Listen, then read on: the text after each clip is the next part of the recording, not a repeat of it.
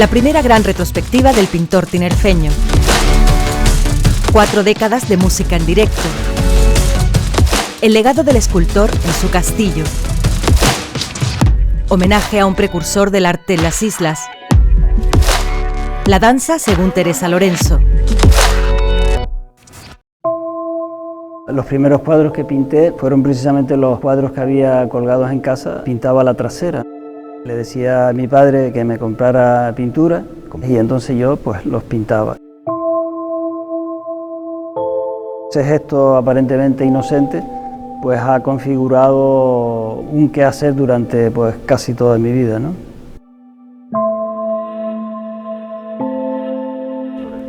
El sentido de la exposición es acercarnos a la obra de Luis Palmero, que es un creador fundamental no solo en Canarias, sino en todo el estado, a partir de los años 80. Para ello hay una serie de actividades que buscan no solo acercarnos a la obra, sino entender el momento y el proceso creativo por el que ha ido atravesando Luis, porque es una obra que escapa al ámbito del marco, que escapa a la cuestión puramente pictórica.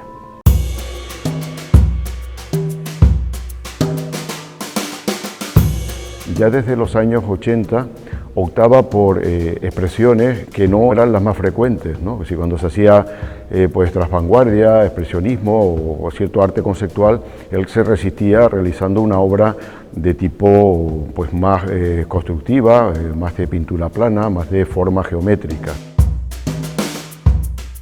A lo largo de 40 años pues hay mutaciones, toda una voluntad de riesgo, de expresarse con la mayor autenticidad posible dentro de su inquietud, su forma de ver el mundo. En los años 90 plantea una visión del paisaje a medio camino entre lo figurativo y la abstracción geométrica, donde recupera, por ejemplo, o dialoga con Orama. Yo tengo mi propia teoría, ¿no? Orama falleció muy joven y hay una obra que no pudo hacer. Yo de alguna manera me apropié de esa posibilidad, de esa hipótesis de desarrollar una parte de su obra y la traté de desarrollar de una manera libre, ¿no? De una manera mía. En los años comienzo de siglo rompe con este tipo de expresión, pues digamos más geométrica, y hace una pintura pues más digamos abstracta o más digamos más gestual. Una obra plástica que también dibuja música y poesía. Desde Tomás Morales hasta Andrés Sánchez Robaina, Lázaro Santana, Adorno. ¿Por qué? Porque todos hablaban del paisaje, del mar, del horizonte, que es un poco la incorporación que yo he hecho en gran parte de mi obra, ¿no? Respecto a la música, incorporaban también desde música clásica hasta músicos más contemporáneos, ¿no? Desde conceptos que van desde la composición hasta conceptos que van a la música más espontánea, ¿no? Más improvisada, ¿no? Y donde las islas están siempre presentes. Está el paraíso, ¿no? Como paraíso, pero también está como territorio aislado y territorio en ese sentido inhóspito, ¿no? Están las dos vertientes, sin lugar a dudas, ¿no? Aunque yo siempre me he decantado más por la vertiente más de paraíso, ¿no? Sin lugar a dudas, ¿no? En su expresión colorística, en su construcción de los cuadros, en su diálogo con otros pintores, siempre opta por la vitalidad, ¿no? Por la afirmación de la vida frente a lo que es lo trágico, a pesar de que lo trágico siga presente.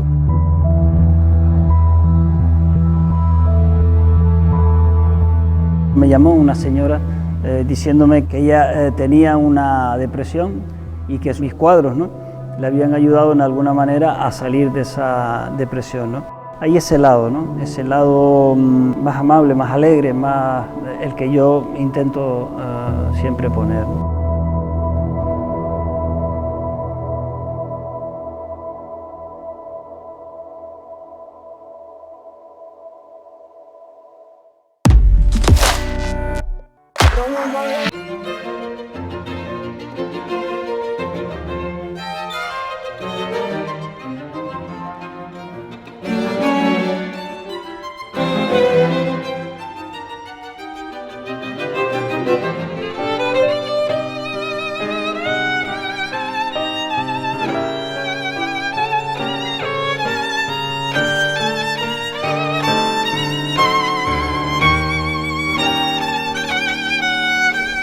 60 posiciones por rotor, para 26 letras del alfabeto. O 26 por 26 por 26, lo que es igual. 17.576 posibilidades. ¡Eso es! Luego estuve 2 años observando mi máquina y ese código se me resistía. ¡Dios!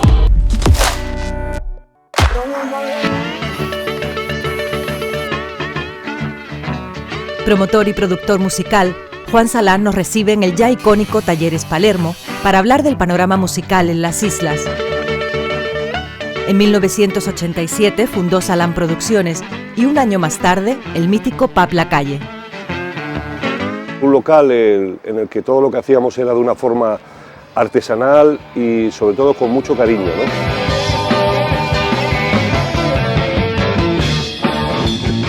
Todavía se recuerda, por lo tanto creo que se hizo un trabajo interesante. Yo recuerdo los principios de los 90 y ahora y sigue habiendo esas ganas de querer hacer cosas, esas ganas de mezclar sonidos, de tirar para adelante, pero la insularidad, el salir de aquí, el quedarte en este territorio y no poder ir a la península, a otro, a Europa, donde sea, a mostrar lo que haces, hace que las cosas se queden de una forma muy local.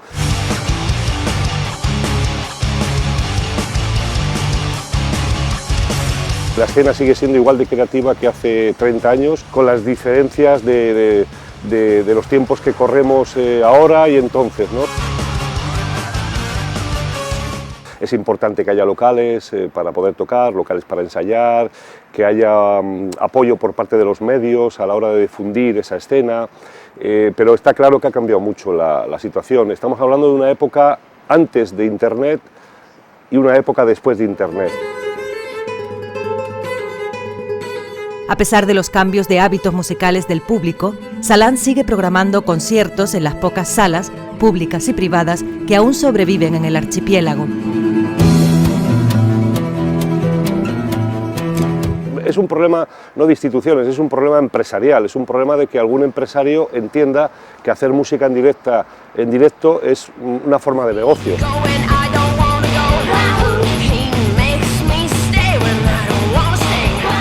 Me gustaría que hubiese más espacios, pero la verdad es que es bastante complicado poder programar sobre todo lo que yo suelo programar, que son bandas de mucha calidad, pero no muy conocidas.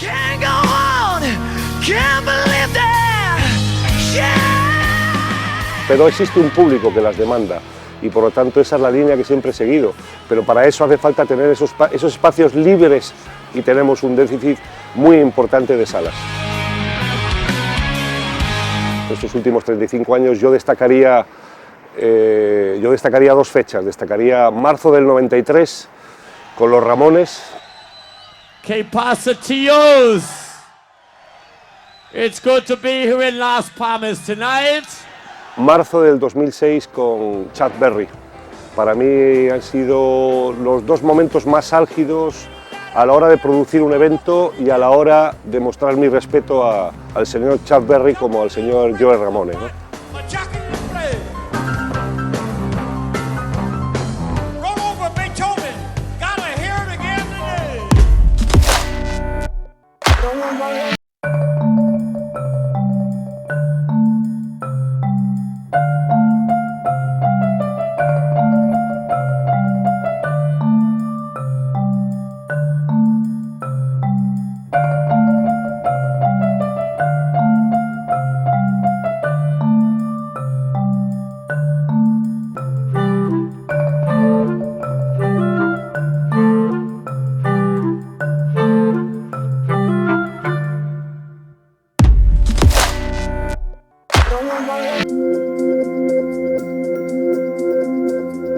La fortaleza defensiva más antigua de Canarias, el Castillo de la Luz, en Las Palmas de Gran Canaria, es la sede de la Fundación Martín Chirino. El gestor cultural, comisario de exposiciones y consultor de arte, Jesús María Castaño, fue un estrecho colaborador de Chirino desde 1996 y es el actual director de la Fundación. La Fundación de Arte y Pensamiento Martín Chirino se erige como una plataforma para el estudio, promulgación, contextualización de la obra de Martín Chirino. El artista tenía como máxima de Canarias al mundo de lo particular a lo universal. Su obra se inserta en esos escalones, la obra de Martín Chirino, Canarias y el mundo. Uno de nuestros objetivos es también ayudar a la promoción universal del archipiélago canario. Igualmente nos promovemos en interrelacionar todas aquellas disciplinas que tengan que ver con el pensamiento, con la literatura, en una clara comunión con las artes plásticas.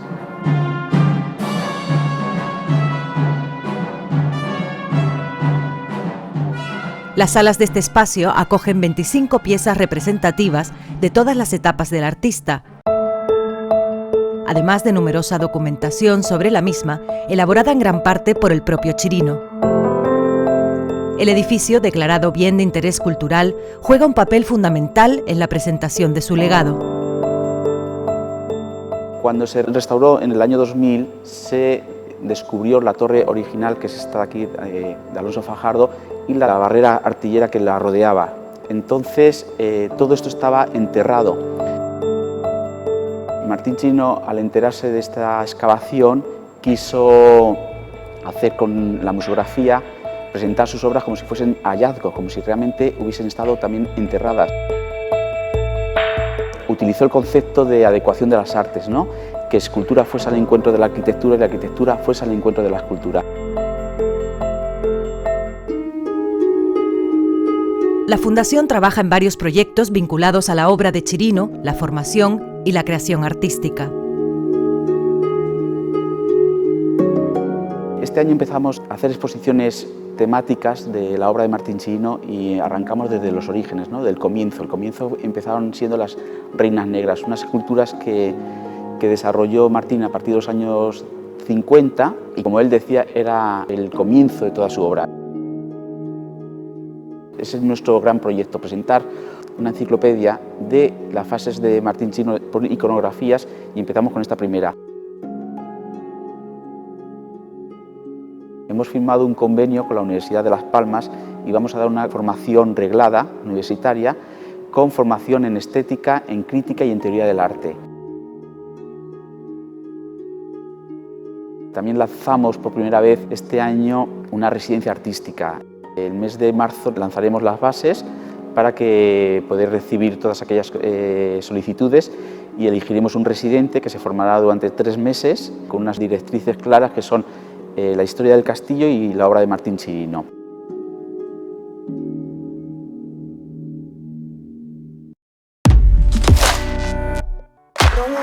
Жизнь чертовски несправедливая штука, но прожить вам ее доведется, и никто за вас это не сделает.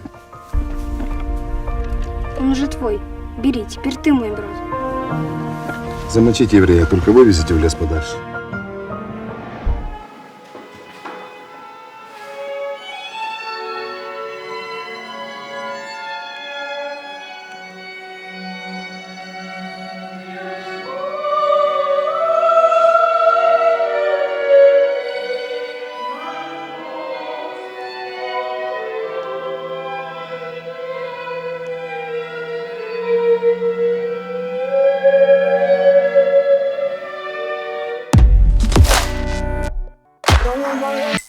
Laura Teresa García Morales, historiadora del arte, es la autora de este monográfico.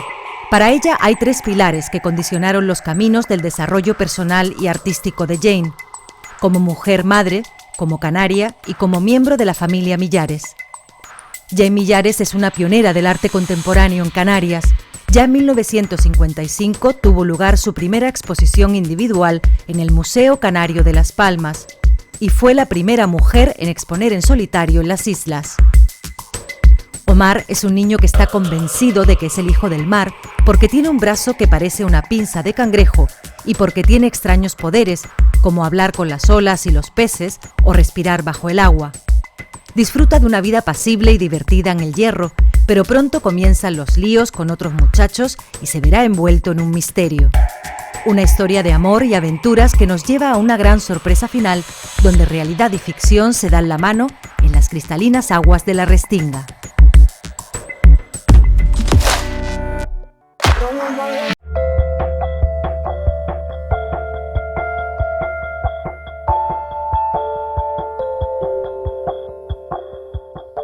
Gonzalo Díaz, alias El Conco, se licenció en arquitectura en Madrid en los años 50. Descubre la ciudad de Cuenca, donde se gestaba el Museo de Arte Abstracto, y se vincula a su entorno artístico, en el que Manolo Millares y Antonio Saura, entre otros artistas, conforman su círculo de amigos.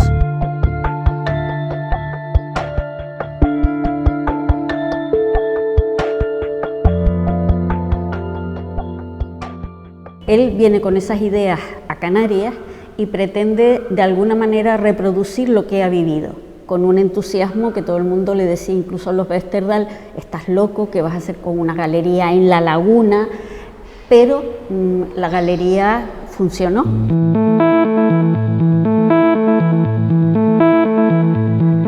Yo creo que si no hubiera existido el coleccionismo del arte contemporáneo en Canarias, todavía estaría empezando a despuntar. La Galería Bibli, en Santa Cruz de Tenerife, rinde homenaje con una exposición a la trayectoria de Sala Conca y de su director. Hemos seleccionado los artistas que tuvieron una vinculación especial en los años 70, que fue la época más brillante de la galería. Artistas como Gonzalo González, Ildefonso Aguilar, Juan de la Cruz, Juan Bordes, Cándido Camacho o Ernesto Valcárcel están presentes con obras significativas dentro de su producción y piezas históricas de la sala.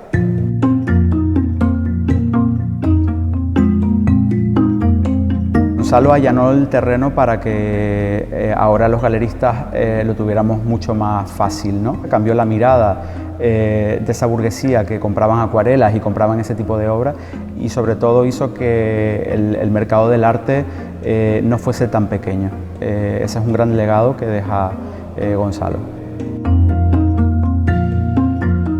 Todo ese patrimonio, todo ese legado, pues yo creo que lo iremos descubriendo con los años. Falta un estudio en profundidad de la figura de Gonzalo, que todavía vive, y que yo creo que el papel que representó es ahora el momento de empezar a estudiarlo con detenimiento.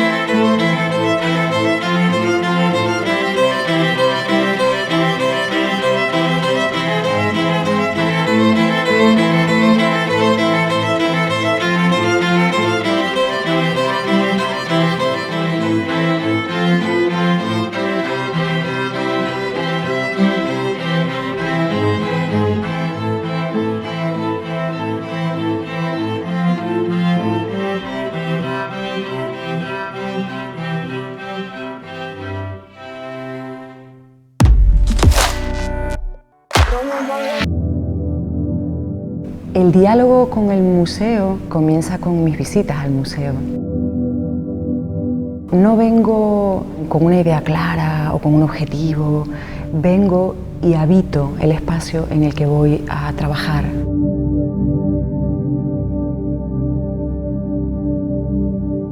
Estas imágenes tienen su propio temperamento, su propio carácter. Dejo que me vaya entrando. El proceso es como ir generando un lenguaje que tenga que ver con ese temperamento, y luego hago notas literales en cuestiones de gestualidad o de algunas formas del cuerpo que aparecen en el cuadro y que yo las corporalizo y que las muevo, genero variaciones.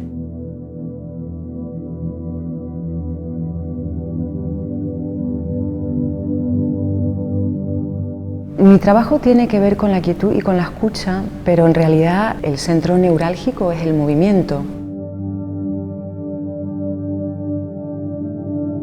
Lo que pasa es que yo considero que para mover el cuerpo hay que aquietar una serie de capas interiores y hay que abrir la escucha a esa interioridad, también a la exterioridad y bueno, a partir de ahí ya comienza el devenir del movimiento.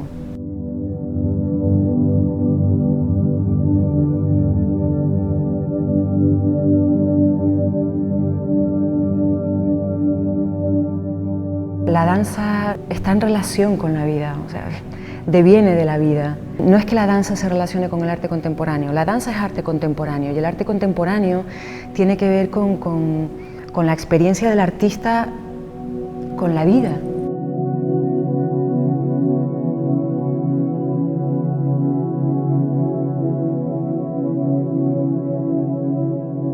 No es en el arte donde voy a buscar la inspiración.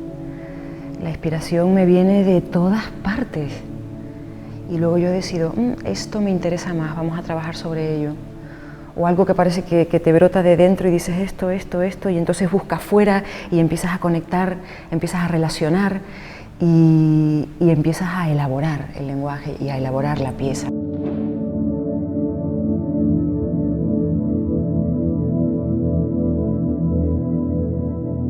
La danza no es solamente mover el cuerpo con una técnica específica, la danza es una mirada, pero es una mirada que te obliga a trabajar con un cierto rigor, porque al final todas las ideas confluyen en el cuerpo y es el cuerpo las que tiene que emanarlas, ¿no? Y aclararlas hacia el público. Se mueve todo. Se mueve el corazón, se mueve ya no cada célula, sino cada molécula. Entonces, por eso digo que es mi vida, ¿no? Porque caí en ese océano y ahí estoy.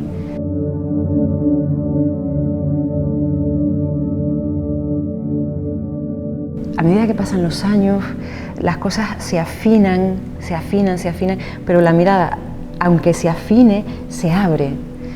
Y la danza me ha educado a mí como persona.